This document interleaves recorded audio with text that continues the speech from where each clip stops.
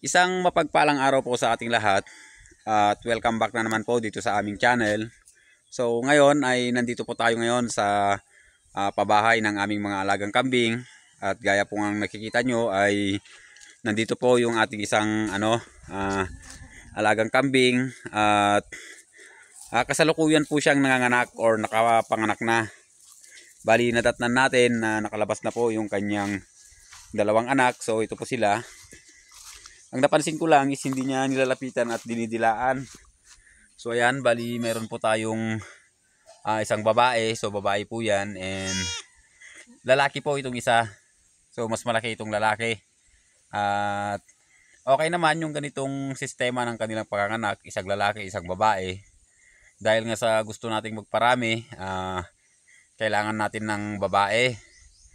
And yung lalaki, dahil nga sa gumagastos po tayo sa ating mga dito sa farm, sa operation natin. So kailangan din po natin makapagpalaki ng lalaki para maibenta rin po, para meron po tayong pangtustos sa ating farm activities para magtuloy-tuloy. And kanina nadatnan ko nga sila dito and kakalabas nga lang yung isa. So nandito kanina at nakita ko yung kanyang ilong ay punong-puno ng parang kulapot sa ilong. So ang ginawa po natin ay pinunasan muna natin. So yung isa okay na kanina pagdating natin. At napansin ko parang natatakot siya sa ating mga alagang tupa tsaka sa mga alaga nating kambing, kaya nilabas ko muna yung ating mga ibang alaga. So bago tayo bumalik dito. Ano yun, magandang pangitain na naman to. So obserbahan natin yung inahin dahil nga sa mula pagdating ko is hindi niya dinidilaan yung kanyang mga anak. And hindi ko alam kung may dadagdag pa. Pero doon sa dalawa na yon na anak niya is goods na po tayo doon. So okay na po yan. And mapunta rin po tayo dito sa aming mga alagang native na baboy. So ilang piraso na lang po sila. And yung dalawa po dito ay naano na po natin. Kukunin na po sa Sabado.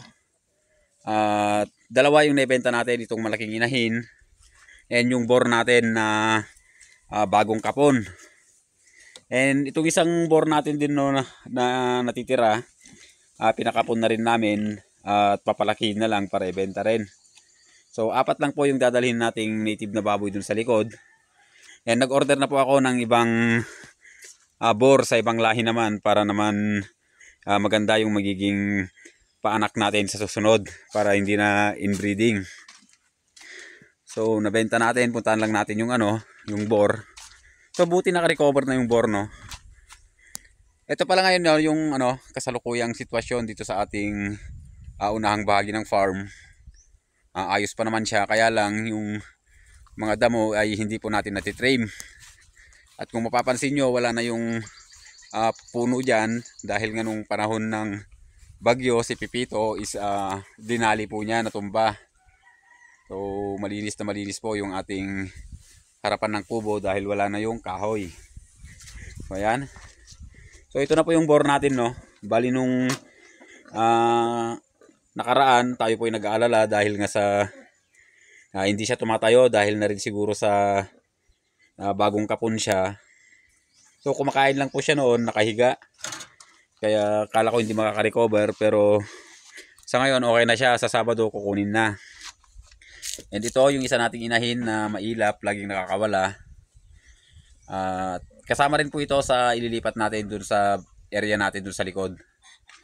So pagka natapos siguro yung ginagawa natin dun na range ng pato, so at makuha to sa Sabado, i-repair ko muna to pansamantala at dito ko sila lahat dadalhin. Dahil babakbakin na rin po natin yung na yan, pabahay nila. At ililipat na nga po natin sa likod. Tapos update pala dun sa pinagbaklasan natin ng bubong nung nakaraan, ay na-dismantle na rin po. So ayan na, malinis na. At itong mga kahoy na to, gagamitin na lang natin panggatong.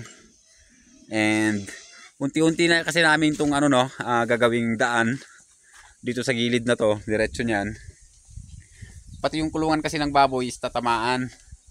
So hanggang dyan po yan, dire-diretso hanggang dun po sa area natin dun sa likod, sa bahay ng mga manok natin at pato ngayon.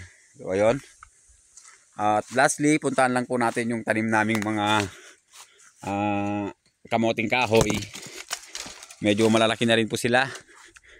Problema pag nakakalusot dito yung ating mga alagang tupa dahil sila yung gala, kinakain po nila yung dahon. So dito sa unahan, ubos na yata.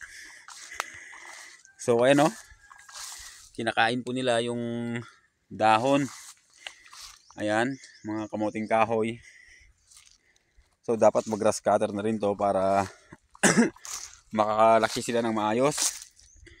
So ayan, almost 90% po no, sa tinanim natin ay tumubo.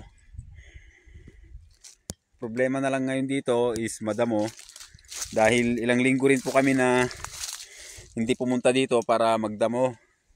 Bali dati kasi every Sunday umaakyat kami dito at nagdadamo. So sa ngayon, ayan. Pero mabilis lang naman yan pagka grass cutter ko lang yan pagka naipaayos natin yung grass cutter. So ayun, balikan lang po natin yung ating alagang kambing dahil obserbahan natin. Napansin ko kasi hindi niya nilalapitan yung mga anak niya. Siguro baka gutom.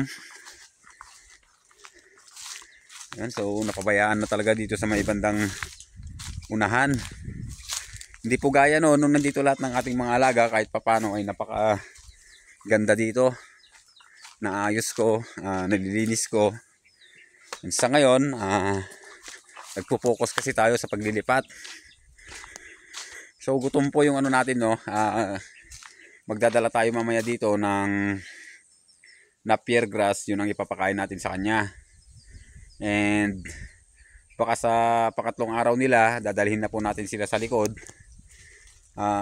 Ilalagay po natin sa or sa kulungan ng manok po tayo maglalagay para safe po yung kanyang mga anak. So hindi siya talaga pinapansin no, yung kanyang anak. Gutom siguro itong inahin natin and hindi pa naman lumalabas yata yung kanyang pinakalas na ilalabas pag siya ay tapos ng mga anak. So nandun pa rin. So ayan guys, so hanggang dito na lang ulit yung ating video. And inuulit ko ulit, panibagong blessing po ito sa ating farm. And napapansin ko ay medyo gumaganda yung ating nagiging production, nakakapagbenta tayo. Although hindi pa siya ganun kalaki no, dahil napakaliit pa naman ng bilang ng ating mga alaga. Kaya syempre pa isa-isa pa lang po yung ating naibebenta. Pero pag dumami na po yan, mararamdaman na po natin na yung pinaghihirapan natin ay nababawi na natin. Pero sa ngayon, sa pamamagitan ng ganito, may lumalabas or may pinapanganak na bago nating alaga, mayroon tayong napipisang manok, napipisang pato. So napakalaking reward na po yun sa akin na nag-aalaga. Dahil nakikita ko po pagka may ganung pangyayari na tayo po ay nagtatagumpay sa ating ginagawa. So ayun lang po sa araw na to mga kaibigan. And wag niyo pong kalimutang mag-subscribe.